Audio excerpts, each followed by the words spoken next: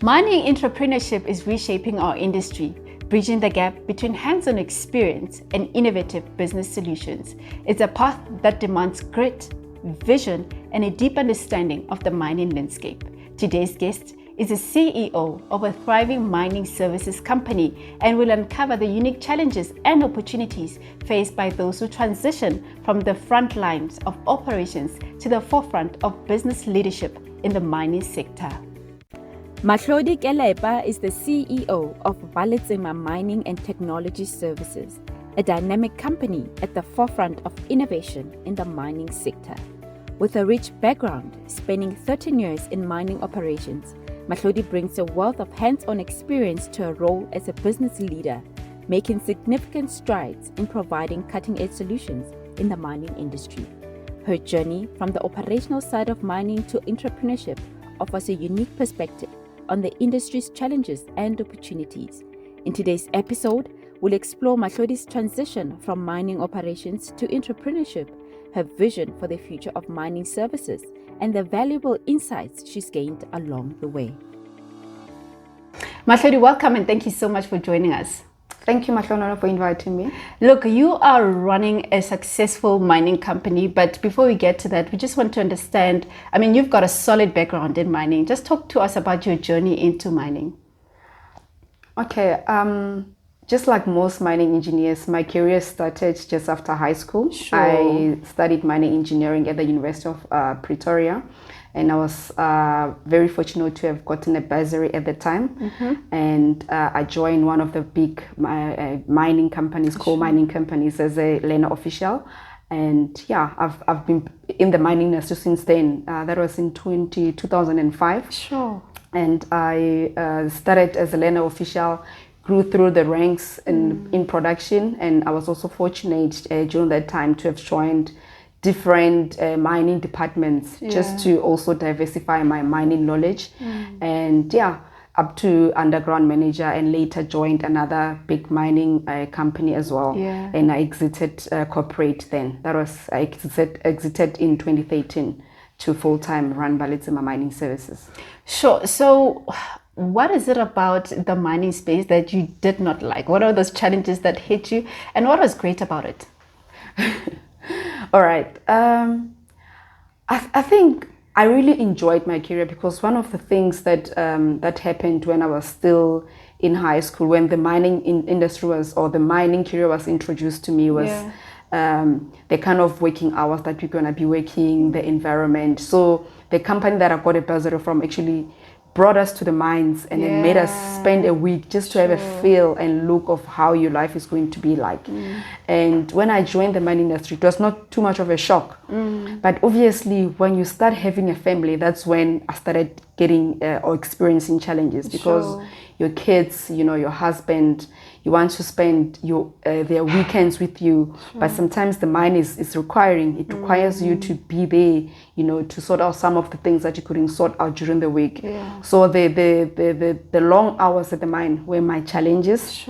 And obviously sometimes the challenges that I experienced was our male counterparts. And I believe it still happens now, that most males still feel women don't belong in the mines. And they doubt your capabilities, they doubt your knowledge, they doubt whether you really belong in the mines. So that's some of the challenges that I experienced when I was working, and still experience as an entrepreneur. But one of the things that I liked the most was really engaging with people. I'm a people's person. I get my energy from people. I'm an extrovert.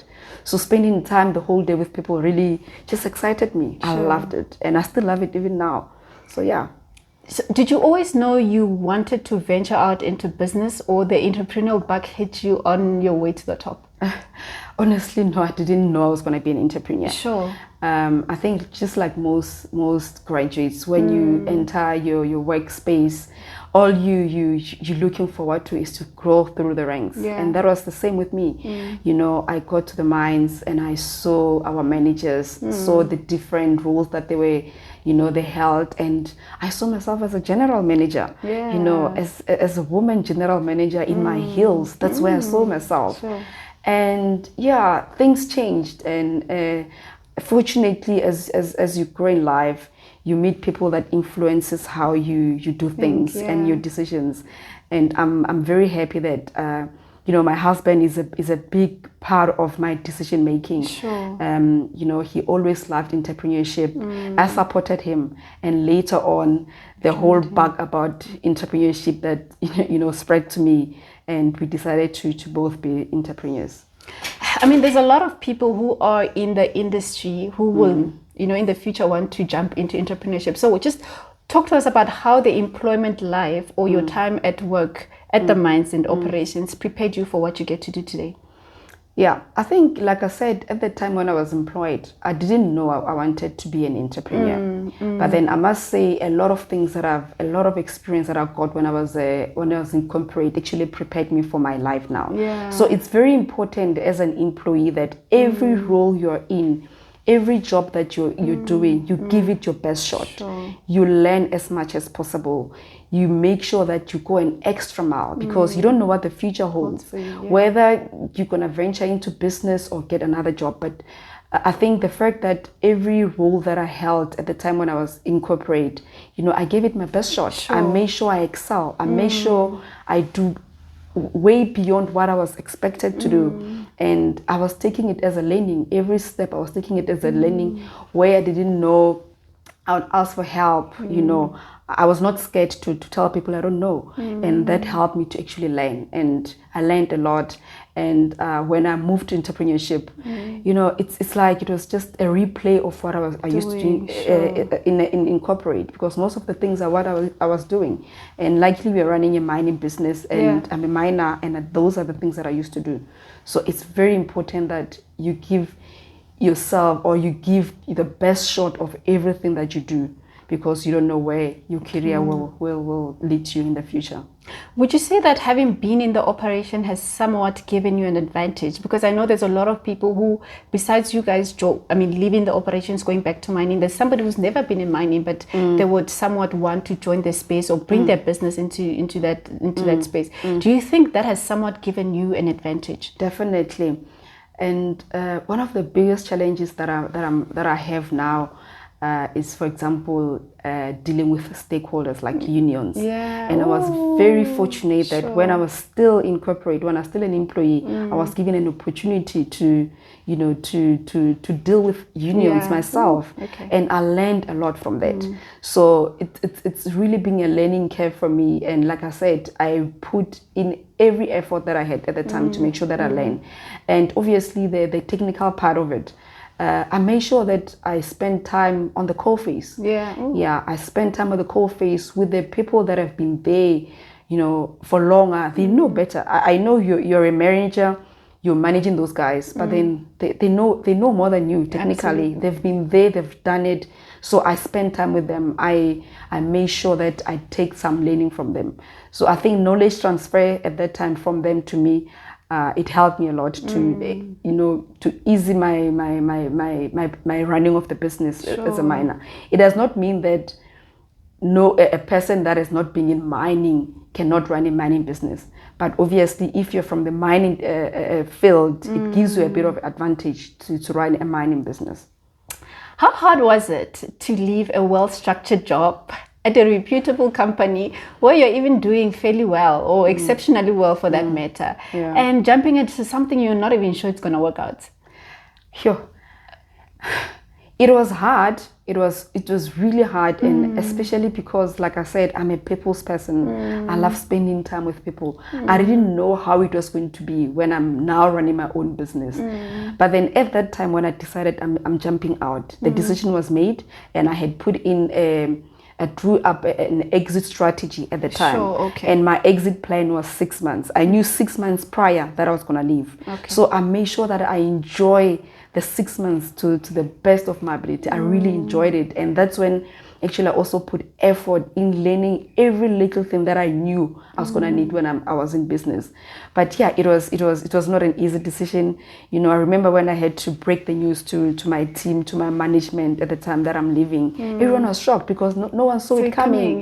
Because I was involved, I was engaged. There was nothing that showed them that I was going to leave, because I really put the effort when I do everything. But it was not an easy decision. I still look at the company. I'm like, oh, that's a good company, and I'm glad that company and the culture they have, they've taught me leadership skills, and they've built me into the leader that I am, and prepared me to actually run my own business. I'm very grateful for the learnings that I got from my employers. So you had mentioned actually that your personal life, having children as a mom, posed challenges when you were in the operation. So was that one of the decisions or things that added to your decisions to leave operations into, doing your own thing? Yes, I can say partially. It's not entirely the main reason, but then I think as people we've got different reasons for leaving employment. At the time, I really envied people that could just drop off a kid at school, and because my job at the time couldn't offer me that, couldn't allow me that. And as simple as dropping a kid at school, I really envied it. I'm like, but this time when it passes, there's no way that I'm going to be able to relive it. So if I've got an opportunity to do it, why not? So that's why I decided that. Obviously, like I'm saying, that was not the main reason, but it was one of the things that pushed me to say, I really want to see my kids grow. I want to see my kids, how they look when they go to school. I want to see my kids, how they look when they come back from school. It does not mean in business you're always available to see the kids from school, to drop them off. There are days where you actually have to travel. You don't see them, but there are days where you are available to see them. So I think the balance, that's what I was looking for, which is actually exciting for me. Let's talk about the big jump. You've put 6 months, you've planned it yourself. How was the last month like for you? And were you excited to be jumping into something new, or there was that nerve that you say, am I doing the right thing, or I should just take a chance, we'll see? I had mixed feelings. I won't lie to you. Even though I knew the company that I was jumping to was well structured, because I've built the company with my husband for the 6 years before I jumped in. I knew it was stable enough, but I also loved where I was as an employee. I loved my people. I loved my team. So the last month was full of mixed emotions. I was excited that I'm leaving, but I was also sad that I was leaving the team behind. So yeah, it was that mixed emotion kind of, experience. But I made sure that I enjoyed every moment of it. Spending time. I did things differently. I would spend more time with the people. I'll go to someone's office, sit with them, and then just talk to them. But me knowing that I'm leaving at that time, so it was hard. I won't lie to you. It was very hard. But on the other hand, I was excited about the future. Yeah. Let's dive deep into the preparations somebody needs to make before making the big jump. And I think you did mention that it was a bit more structured, and you had prepared yourself almost 6 years prior. How important is it to not just jump and want to see how things will turn out, but sort of prepare yourself so well that when you fail, you would have tried everything. Financially, how did you prepare yourself for in case things don't even work out? Yeah, I think the biggest preparation is finance related. Because obviously when you jump out to entrepreneurship, you're entirely dependent on your business financially. You don't have a structured finance support from your employer. So one of the things we did with my partner was like, okay, I'm going to jump out. The business is running. Obviously, with the business, you've got expenses to pay. It's not like everything that you get from a business, it comes to you. And that's one of the misconceptions from people. They're thinking when you're running a business, it's doing well, all the money's come to you. There's a lot of things that you're paying VAT, you're paying taxes, you're paying, salaries, you're paying rent for your buildings. So what we did was like, okay, let me see how it would work out if I don't use my salary at all. To say, okay, I don't use my salary for a couple of months. I pack it, and then let's see if whatever he makes that he pays himself from the business will be able to sustain us, without my salary, because that's very crucial. Because obviously, as an employee, I had an income. We were using the income to do other things in the household, pay school fees, pay the house. So what we did, one of the things we did was to not use my salary at all, and then see if whatever he pays himself from the business will be able to sustain us as a family. That's one of the things. And from a technical point of view, knowing exactly what I was going to be responsible for when I move over, I started focusing on those things specifically in corporate or as an employee, and with support. I knew that when I moved out, I was going to be a COO. I'm going to be running the HR department. For example, HR department, the operations were going to report to me. So just to give you an example, I put effort in understanding HR from an operations point of view. Spend time with the HR manager at the operation to say, okay, what are your duties? What are the things that you need to look out for on a day-to-day basis, on a weekly basis, monthly basis? What reports needs to go out? Who are your stakeholders? Who are the people that you need to keep in touch with? Like, for example, Department of Labor. What are the responsibilities that a business is required to like the reports that are required to go to Department of Labor? So I put effort in understanding the different departments that I know I was gonna run. So that's what I did in the 6 months, basically. Mahlodi, and I think there's a lot of people who want to jump out, right? And I think you actually touched a little on some of the things that people need to prepare themselves for, not just financially, but also technically. So you also just mentioned that you had to test your finances. How did the test come out? Did you at the time feel like we can actually do this, or how did it look like? Well, obviously, the fact that I'm out here, it means it worked out well. Sure. And one of the important things is that during the test, there are some nice to do things that you need to cut out. Oh yeah. Yes. You know when you've got extra cash, you tend to do extra things with your cash. For example, you tend to say, I can afford to go to Spare 2 times or 3 times a month. But then in that period, so that your finances work out, you cut out on those things. Sure. And then you focus on the essentials. You get what I'm saying? Yeah. If I'm a woman, I like buying shoes, and like, okay, instead of buying 2 pairs of shoes a month, why not buy it all? Because I do have enough shoes. You cut on things that you don't need. Yes, you don't need it. Was just wants. So you had it's sacrifices that we had to make as well, just to make sure that the finances are proper or are ready to take care of us. Sure. Look, there's a lot of people who go like, I'm passionate about this. I need to go try something new. I'm passionate about it. Can you caution for or against that kind of move where you are totally thinking it's going to work, things are going to be right, because you are excited and passionate about it, but there's also the thing of when you hit the ground, things take a complete look and feel and turn. So just how did it look out for you, and just an advice for somebody who is extremely excited and passionate and looking forward to running a successful and thriving mining company? I think passion is one of the traits that actually helps business success. Because if you're going to go and run a business of something you're not passionate about, yes, it might survive, but it might not. But then the passion definitely will assist you. But unfortunately, it's not only passion that takes off business. There's a lot of other things. For example, is your business financially ready to take off? Because unfortunately, before you make any money from a business, you need to invest. You need to put in money. Do you have funds to start off the business? Do you have resources? Because most of the time you cannot do it alone. You need to get support. Do you have funds to get the support? You need to pay other people's salaries to assist you.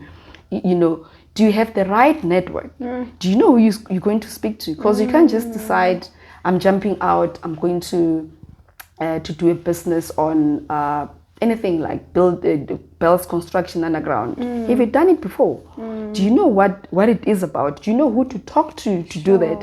So networks, it's very important. And I always talk about the power of social capital. It's extremely important that you cannot do it alone. You need to know who to talk to. You need to have the networks. And that's one of the things that actually I've also learned in business, that to also grow, and I need the social capital. I need to network with women that are thriving in the industry, learn from them, because sometimes you're gonna think you know it all, but you don't, and there's always someone that is doing better than you that you can learn from. So preparation is very important. Passion is it's good, it's a start, but then there's a lot of other things that needs to be in place, unfortunately. Hi there, I hope you're enjoying the conversation. If you have not yet subscribed, please do so by clicking on the subscribe button on your screen. And also, we love hearing from you. Drop us a comment and let's keep engaging. Enjoy the rest of the conversation. Mahlodi, your family life, how has it changed? It has changed drastically. Sure. There's a lot of positives and negatives that came with it. Absolutely. Unfortunately. So, these days that you're living in, it's full of social media. And as an employee, when you're sharing something on social media, it might not be controversial. It's okay. But when you're running a business, immediately you're sharing a picture of yourself. And I'm going to give an example. You're in Cape Town at the beach. And there's a breakdown at the mine. Automatically, and let me say, like the managers, the people running the mines, they're also on social media. And then they see that. They're like, oh, we've got a breakdown at the mine, but she's at the beach. So it brings another negative connotation about you. So what I've learned to do is that to share less about my life. Because of the message that the wrong message that it takes across to your clients specifically. And even my kids, I've really spoken to them to really be cautious about social media, to sharing that I've got this, I've got that, because some clients will take it very badly to say, oh, you bought your kid an iPhone, but then the employees, they're complaining about not having a spade underground. It's as if you took the money from the business and bought your kid. They always relate your personal life with the business, and obviously there's the finances are separate, but people don't want to separate it. You see, so it's very important what people see about your life. That has drastically changed for me, basically. And the great stuff, you can work from anywhere. If you're not required to be at the operation and the kids are on holiday, I don't have to ask anyone for permission to go on holiday. I'll just be on meetings, team meetings, but I'll be in Cape Town. But no one knows where I am. You get what I'm saying? I think the joy of being where you want to be at any time, the joy of, I'm not a morning person. Oh, I hate waking up in the morning. The joy of not waking up too early because someone else is forcing me to be somewhere at a certain time. I'm a late person, so I can rather be at the office until late. So now I can use my energies the way that suits me. I don't want to use my energies in the morning, I use them in the afternoon. So that's what I do. But when I was employed, I was supposed to be at the mine at 6 o'clock because that's the time that the mine starts, and I didn't like that. But then now I feel more effective because I use my energies at the right time for myself. So that's one of the advantages of moving into business. The reality is, Mahlodi, the effort you need to put in your business, it's a whole lot more. Definitely. And sometimes we underestimate it because of what we see the business people do. The cars maybe they drive, or where they are, or in a business meeting where they're having breakfast. It looks fancy. But the amount of work you put in, just talk to us about that. Talking about that, one evening or one weekend, I had one of my nieces coming to visit us at the house. And then he was watching soccer. And frankly enough, since he got there, he saw us, we were on the table working the whole time. Like until midnight. He went to sleep. In the morning when he woke up, he found us there. And he was like, oh my gosh. So is this what you guys do to actually get what you guys can have? I'm like, yes, my dear. Because people see you on the streets and then they're thinking you put the same amount of effort and time as anyone else, but the work is hard. There are days where I don't sleep at all. And you don't sleep the whole night, and in the morning you have to be at the client. So you need to keep yourself, you need to push yourself, and you need to be at the office and show up to your employees. You get what I'm saying?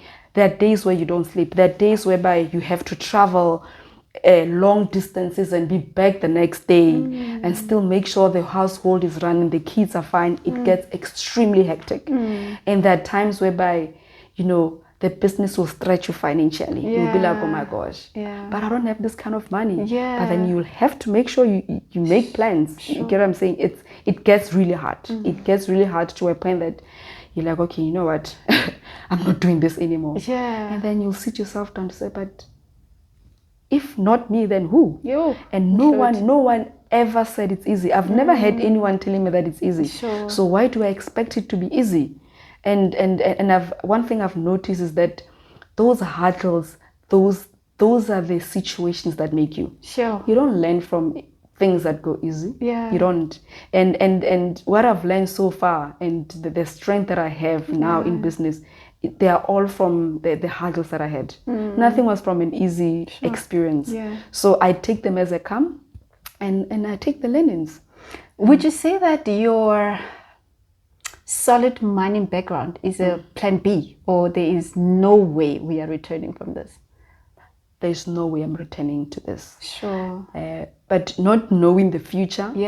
Not knowing the future. Yes, my solid mining background, yes, it can assist. And one of the things I was telling ladies in one of the forums is that it's important that during your time when you're exiting, you do not burn bridges. Because most people, when they resign, they're leaving during that month. You don't even, they're off sick. The effort is less. You know, you can feel it that this person, they don't care. They don't care. It's very bad. You don't do that. You make sure that they cry for you. You make sure that, should I make a call to say, hey, Mahlodi Holdings, that's where I used to work, I'm stranded, may I come? They won't even look back. Anywhere you leave, make sure that you leave with a bang. No one will feel like, that one, she should go. We don't want to ever see her. They should still cry for you to say, you know what, when you think it's not working out, the doors are still open. So that it's important how you live. It's important how you live. Even though I know that I was living to make sure it thrives, it survives, but I make sure that, you know, I don't burn my bridges. What would you say was your biggest challenge in business? Okay. One of my biggest challenges, like I mentioned, that I'm a people's person. I like, you know, one of the things I used to do when I get to the mines was to go to everyone's office, and then you talk, we engage. And now you're running a business, you've got employees, the kind of conversations they're going to change. So now I feel like, oh my gosh, I don't have friends. I don't have friends at work, because now I'm their leader. You get what I'm saying? I'm not. We're not friends. I'm their leader. So sometimes when I started, I felt very lonely. I felt extremely lonely. I'm like, oh my gosh, I'm lonely. And when you want to call a friend that you used to work with, they're busy. They're underground. I'll be like, okay, who do I talk to? You get what I'm saying? And that's when I had to make new friends, people that are in the same field as me, business women. So I had to make new friends, and that was my biggest challenge.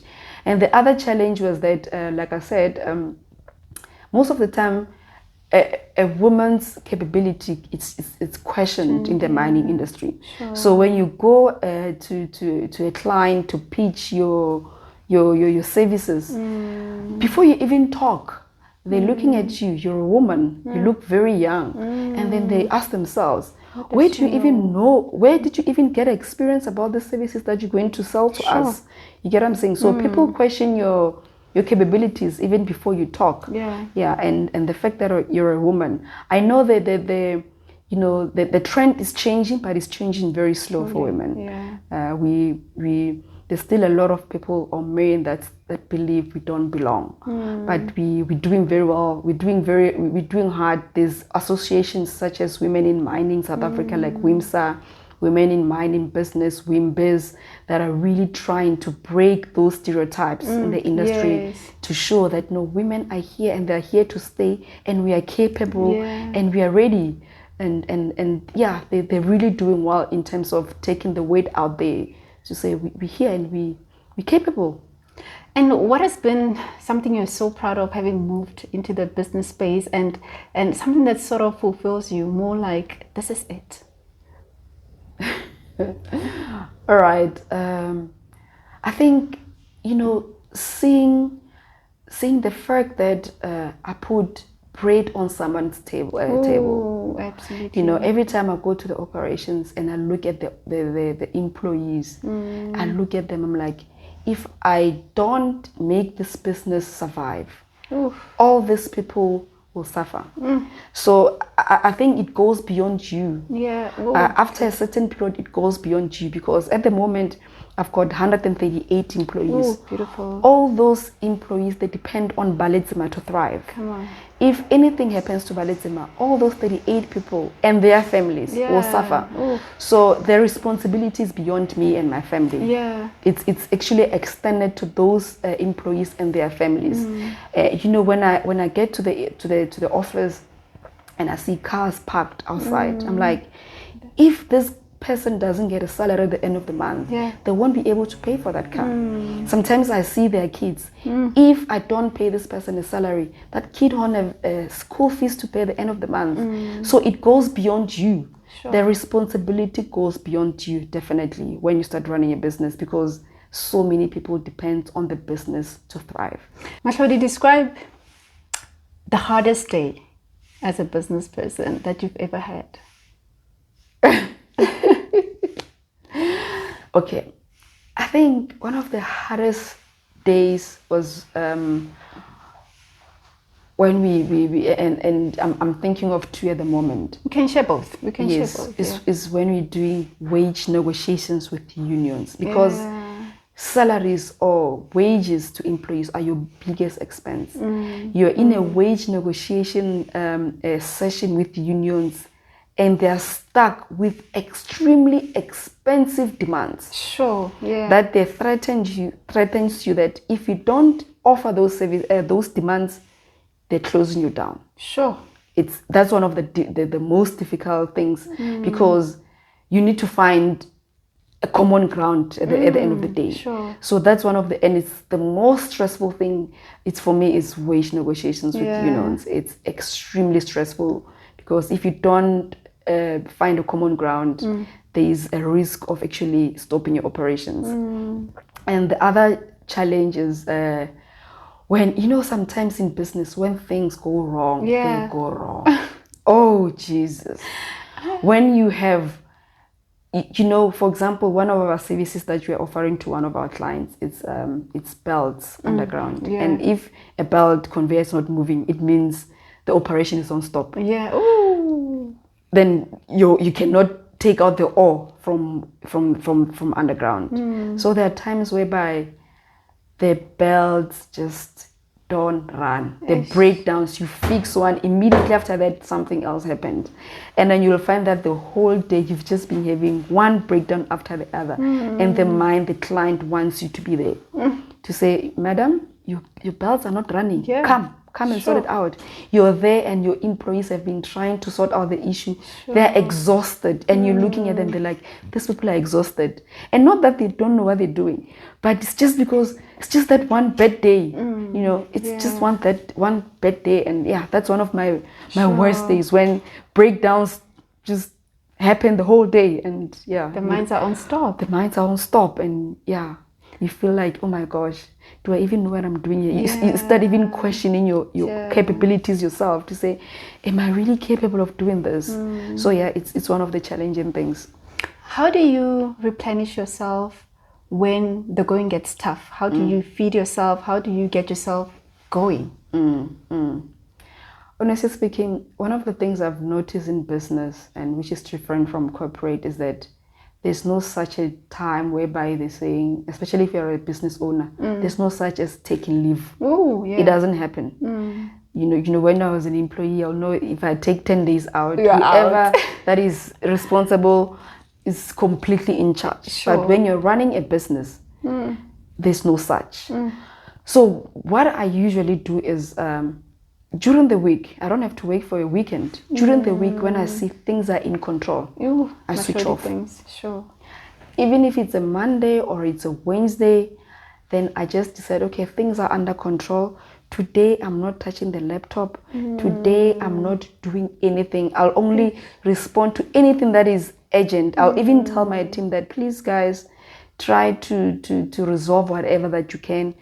If it's not urgent, can you please not contact? Sure. Yes, because I'm trying to take some time out. It's very important that you take time out, because if you don't, it comes with mental health issues. And I've seen a lot of business people that actually suffer from mental health, anxiety, depression, because you don't have time out. And if you don't put it yourself, no one's going to give it to you, because you don't have anyone above you to say, you know what, now it's time to take leave. You have to make that call yourself to say, you know what, I cannot. And the challenge is, if you don't, most of the decisions you're going to make, they might be wrong, because you're tired, you're not clear-minded. So it's important to take time out. So that's what I do. Any day during the week when I feel like, okay, if things are in order, I switch off. And one of the things I prefer to do, I just sit on the couch, and I like watching shows like a movie, you know, just relax, or go to a spa, you know, just to go relax myself and not do anything. That's what I do. How do you then shield your family, your children, your husband from the stresses of work? Because when things get tough, you know, unfortunately the frustration, the stress goes to the people who love you and are always around you. How do you shield? How do you, you know, draw that line to protect your loved ones? That's extremely difficult. I won't lie to you, because like I say, as a mother, your children need you every day to say, Mommy, I've got a homework, I need you to help me. So, but what I do is that I've got a very lovely helper at home. Oh, absolutely. That has been with me for a decade now. You know, I'll ask her that, you know what, today I'm really tired. I want really, you know, sometimes if you tell people that I'm stressed, then they get scared. They're like, okay, if she's down, then it means everything's gonna fall. So I don't really openly tell them, you know what, guys, I'm stressed. I'll just tell them, you know what, I'm tired. Can you please help me? Just help me, the kids. I'm in my room. I'll lock my room. Just please try to keep the kids away, especially the kids. Unfortunately, my husband, because we are running the business together. You're stressed together. We are stressed together. We need to talk about it together. You get what I'm saying? But what we try to do is to keep it away from the kids, and just to get assistance from the helper to say, please keep the kids away. Take them to the park. Do something just to keep them busy, because it gets really tough sometimes. How would you say your personal and professional lives have changed since you moved to business? And I also just want you to touch on how it is actually running business with your husband, and how it just, you know, betters even your marriage, just that relation. How is it? What your challenges are, but just how beautiful or how hard it gets, you know, running your business with your husband. Honestly speaking, at the moment, I don't feel like I've got a personal or a business life when it's regarding to him, because we are running the business together. Even when we decide, let's go out on a date, you will find us talking about the business.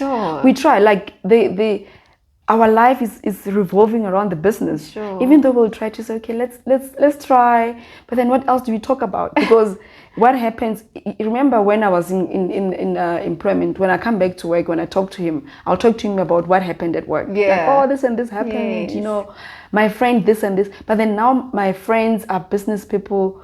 My life is at work. So what we talk about, it's really business, but we'll try not to stress ourselves about it. It's so funny. We always mention that, you know, our bedroom has become our boardroom. Yeah, it's the same, basically. So, but then we really try to draw the line with the kids. There we try hard. But with me and him, even when we're driving, we're always solving problems. We're always solving one of the challenges that we've got, or brainstorming about future to say, okay, how are we going to make this work, you know? But it's really, the line is very thin between personal and business. It's extremely thin, especially if you're running a business with your husband and you're in the same business. The line is very thin. Mahlodi, the economy is quite volatile. How do you guys put yourself in a position where you can manage your risks? So you're very right with that question. So what we do, or what we've done, is to diversify our business. Sure.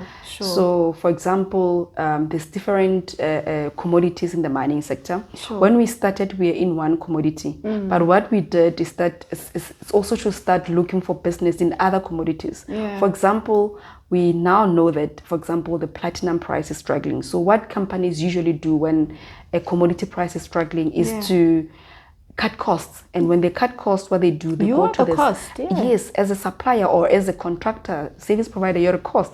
So they will come straight to you, and it's part of the contract when you actually start. Sure. They will cut you out. So what do you do to make sure that the company still exists? Is to have the company also giving services in another commodity. Sure. And the mining industry also can suffer, in general, as a whole. Sure. You know, you'll find that investors don't want to invest in South African mining industry in general. So what did we do? We went into a completely different sector and started other things that we are doing. So we have businesses in other sectors that are non-mining related, just to mitigate the risk of business, just so that we exist. And just one thing I didn't mention is that we've got Baletsema Holdings. Baletsema Holdings, and then all these other subsidiaries fall under the holdings. So Baletsema Mining Services, that is actually known, that is running services, it's a subsidiary of Baletsema Holdings. And we've got Baletsema Investments, and that's where some of our businesses that are not in the mining sector actually fall into. And we've got also a leg of speaking, whereby my partner is actually a speaker. It's part of the business as well. So that's how we've diversified the business, to say let's not be in one type of business, but diversify, just to mitigate the risk of the business. Sure. Mahlodi, what would you say to somebody who has been desperately wanting to get their business into these big corporations, whether it's the state or the mines or whatever, and they just keep hitting a brick wall, and they want to give up, but obviously they just want to keep going? How would you encourage those people? Yeah, it's not easy. The barriers are a lot. Like what I've mentioned is the power of networking. If you just come out to say, this is Mahlodi Holdings, no one knows about it. No one has ever heard about it. It becomes a challenge. But if Mahlodi is out there, there's a lot of associations in the mining industry. Be part of those associations. Start talking about your business. So I think the important thing is that prepare while you're still an employee. Be part of these associations. Yes, and talk about it. Talk about your interest. People need to know that, this is Mahlodi Holdings. She used to work for this company. We know her. And she's very good. Not that you, in your little silo, in your little cocoon, people don't even know anything about you. And then there you come out and you say, I'm running a business. Okay, who are you? What do you do? What are you good at? So the power of networking, I cannot please don't underestimate it. It's extremely important. Come out of your silo. Be out there. Be known. Even though you're not known for the business, but be known for your brand now. While you're in corporate, as an employee, be known. People should know you, that this person exists and she's good with this and that. When you come out, it's easy. Even when you go, present your services, you'll be like, no. We know her. She's actually good. She can actually do it. So that's very important. Networking, and don't hide yourself in a little corner. Some people be like, no, I'm an introvert. Try to see how you can balance your personality of being an introvert and actually being out there, especially if in the future you want to be an entrepreneur. But then if you're an introvert and you don't want to be an entrepreneur, it can work for you. But if you're planning to be an entrepreneur, unfortunately being an introvert, you need to see how you break that barrier and start showing yourself out. Be out there. Yeah, Mahlodi, I could listen to you the whole day. Look, thank you so much for sharing your journey and your experience. And I strongly believe that for somebody who actually wants to run a thriving business like you are, and fears holding them back, they will be liberated from listening to this. Thank you so much for sharing. I'm excited, and thank you so much for inviting me. Sure. It was exciting sharing my journey. Mahlodi's story demonstrates that the path from the mind phase to the boardroom, while challenging, can be rewarding and lead to transformative contribution to the industry. I hope this conversation has inspired you to consider how your own experience might shape the future of mining. Thanks for watching. Bye-bye and God bless.